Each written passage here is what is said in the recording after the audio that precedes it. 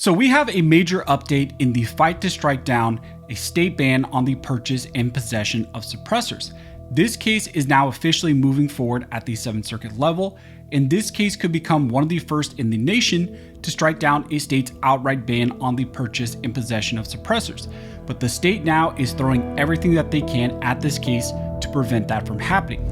So let's break down what is now happening in this critical challenge. Now, before we jump into this video, if you want to support the channel, one of the best ways to do that is simply by subscribing. You can also hit the like button. That just tells the algorithm that you appreciate this content, and so it shares it with more people. I also want to thank one of the main supporters of this channel, which is Attorneys on Retainer. When it comes to self-defense protection, in my opinion, AOR is in a league of their own. They're backed by an actual law firm, the Attorneys for Freedom, and they're always trying to expand upon their benefits to give you as much as possible as a member. So right now, if you're interested, if you want to check them out, you can do so using the link down below. And if you sign up using my code ARMEDSCHOLAR for a limited time, you can get $50 off of your individual signup fee or $25 off the family signup fee. Now, as I mentioned in the intro, in this video, we're going to be discussing a critical challenge against a state's ban on the purchase and possession of suppressors. Now, these are two cases that have been consolidated, and they challenge Illinois' outright ban on the purchase and possession of suppressors. So as you may know, most states actually allow for the ownership of suppressors. They don't outright restrict them. They are federally regulated, but only a very small number of jurisdictions actually prohibit them entirely. The plaintiffs in this case argue that Illinois' total ban on suppressors violates the Second Amendment under Heller and Bruin, but the federal district court in this case actually dismissed the challenge. There was a motion for a dismissal, and that was granted by the lower court. The district court ruled that suppressors are not protected arms because plaintiffs supposedly actually failed to show a historical analog from the founding era. And that reasoning from the district court and that analysis that was used is honestly very shocking and concerning. The court there essentially held that unless there was a colonial era or 19th century actually predecessor to a suppressor or that type of item, then modern suppressors are not protected by the Second Amendment. So in other words, they said that there had to be a founding era twin of that item, or there are no protections at all. Now, that is not what Bruin says. Bruin does not require a founding era prototype for every type of modern arm or firearm or any type of related device.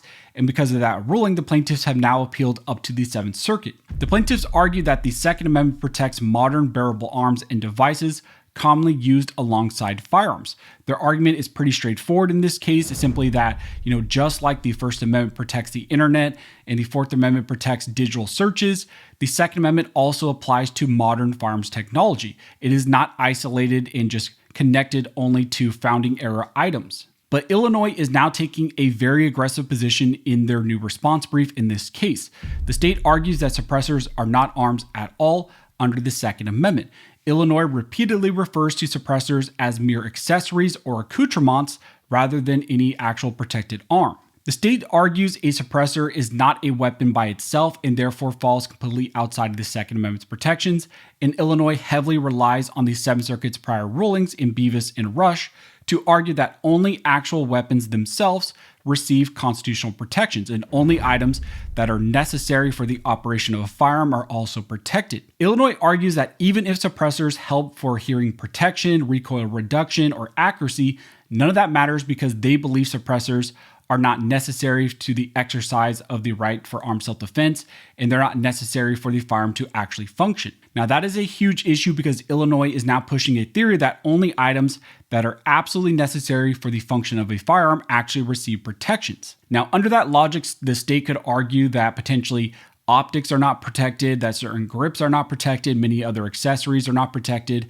and potentially anything viewed as merely helpful rather than actually necessary could also be banned. That's why this case matters far beyond just this suppressor issue in the state, because under that logic that the state is now pushing and also under the logic of the lower court's reasoning, almost any kind of item that is not 100% necessary for the firearm to go bang could actually be banned. Now, before this response brief was finally filed, Illinois repeatedly tried to delay this case. The state originally had a response deadline that was due back, in December of 2025, but the state argued and actually received 4 different extensions. Now, on the last one, it appeared that the court finally kind of got sick of their excuses for those delays and set a final deadline with no additional extensions. And now Illinois has finally filed its merits response in this case. So after all this time, we can finally see Illinois' arguments in this suppressor ban case. Illinois is not primarily defending the suppressor ban through historical analogs just yet. Instead, the state is arguing to stop the case at Bruin Step 1 entirely. Illinois argues that suppressors are not even covered by the Second Amendment's plain text, and because of that, they argue this case and this analysis does not move past Bruin Step 1. If the Seventh Circuit accepts that argument, well, then the court would never even reach the historical tradition analysis under Bruin Step 2.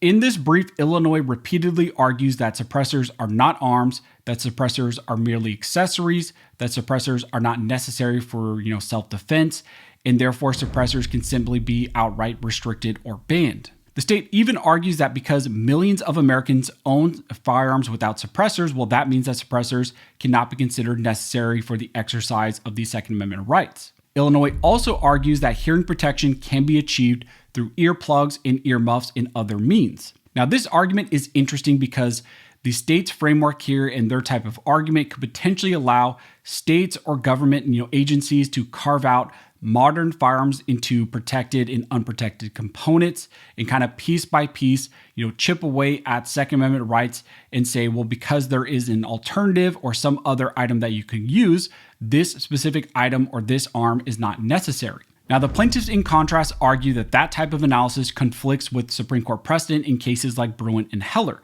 and they argue that the Second Amendment and the technology that we can use is not isolated and frozen to just 1791. Now, as I mentioned, this case is not just about suppressors. Although this case primarily is focused on the suppressor ban, this could impact a lot of other issues.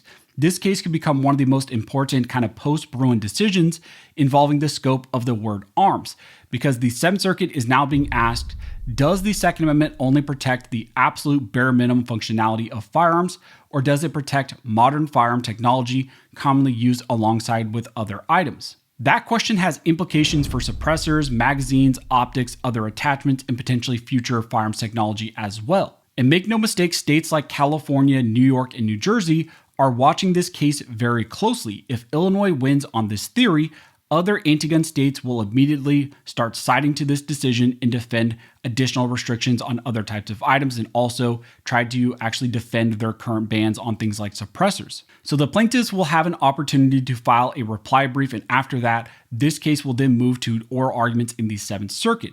So this is a case that's finally moving forward. Even though the state of Illinois was able to delay this for a while, they finally were ordered to file the response, and now this is moving forward, and the Seventh Circuit is going to look at Illinois' state ban on suppressors. So that's the latest update in this Illinois suppressor ban. Illinois has now officially filed their response brief after months of delay, and the state is aggressively arguing that suppressors are not protected by the Second Amendment at all.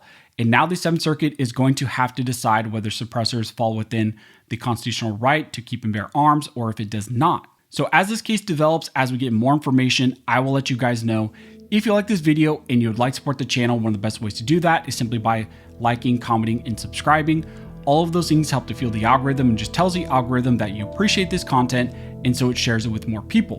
But as always, thank you so much for all of your support, and never forget, this nation was built by armed scholars, and this nation will be maintained by armed scholars.